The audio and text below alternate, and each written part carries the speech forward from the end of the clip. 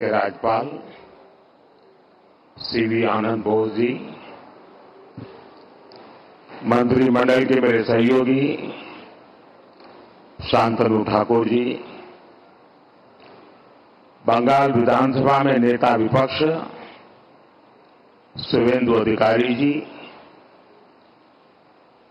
संसद में मेरे साथी जगन्नाथ सरकार जी, राज्य सरकार के मंत्री महोदय, अन्य महानुभाव,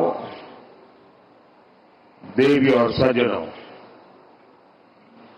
आज पश्चिम बंगाल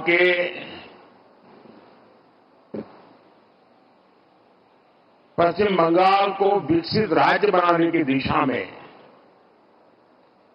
हम एक और कदम उठा रहे हैं। अभी कल ही मैं आरामबाग में बंगाल की सेवा के लिए उपस्थित था। वहां से मैंने करीब 7,000 करोड़ रुपए 7,000 करोड़ रुपीस इसकी विकास परियोजनाओं का लोकार्पण और शिलान्यास किया। इनमें रेलवे, पोर्ट, पेट्रोलियम से जुड़ी कई बड़ी योजनाएं थी और आज एक बार फिर मुझे करीब 15,000 करोड़ रुपए 15,000 करोड़ रुपीस उसके विकास कार्यों के लोकार्पण और शिलान्यास का सौभाग्य मिला है। बिजली, सड़क, रेल की बेहतर सुविधाएं बंगाल के मेरे भाई बहनों के जीवन को भी आसान बनाएगी। इन विकास कार्यों से पश्चिम बंगाल के आर्थिक विकास को गति मिलेगी।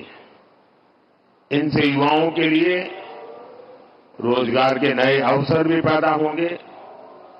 मैं आप सभी को इस अवसर पर बधाई देता हूं, शुभकामनाएं देता हूं।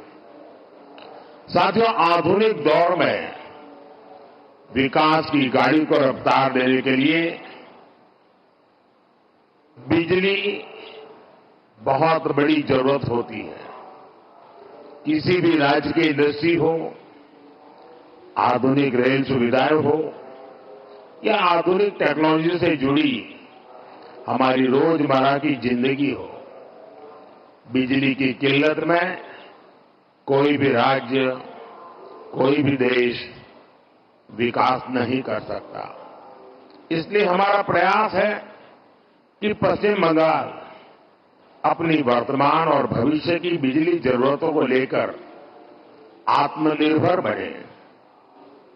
आज दामोदर घाटी निगम के तहत Raghunathpur thermal power station phase 2 परियोजना का शिलान्यास इसी दिशा में एक बड़ा कदम है। इस परियोजना से राज्य में 11,000 करोड़ रुपए से ज्यादा का निवेश आएगा। इससे राज्य की ऊर्जा जरूरतें भी तो पूरी होगी ही, आसपास के क्षेत्रों में आर्थिक विकास को भी गति मिलेगी। आज इस थर्मल प्लांट के शिलान्यास के साथ ही मैंने मेजिया थर्मल पावर स्टेशन के एफजीडी सिस्टम का उद्घाटन किया है। ये एफजीडी सिस्टम पर्यावरण को लेकर भारत की गंभीरता का प्रतीक है। इससे इस इलाके में प्रदूषण को कम करने में बहुत बड़ी मदद मिलेगी। साथियों, पश्चिम बंगाल हमारे देश के लिए, देश के कई राज्यों के लिए पूर्वी द्वार का काम करता है। पूरब में इस द्वार से प्रगति की अपार संभावनाओं का प्रवेश हो सकता है। इसलिए हमारी सरकार पश्चिम बंगाल में रोडवेज, रेलवेज, एयरवेज और वाटरवेज की आधुनिक कनेक्टिविटी के लिए काम कर रही है। आज भी मैंने फरक्का से रायगंज के बीच नेशनल हाईवे 12 का उद्घाटन किया है, NH-12 का उद्घाटन किया है। इसमें करीब 2000 करोड़ रुपए 2000 करोड़ रुपए खर्च किए गए हैं। इस हाईवे से बंगाल के लोगों के लिए यात्रा की रफ्तार बढ़ेगी। फरक्का से रायगंज तक का जो पूरा सफर है वो 4 घंटे से घटकर आधा हो जाएगा।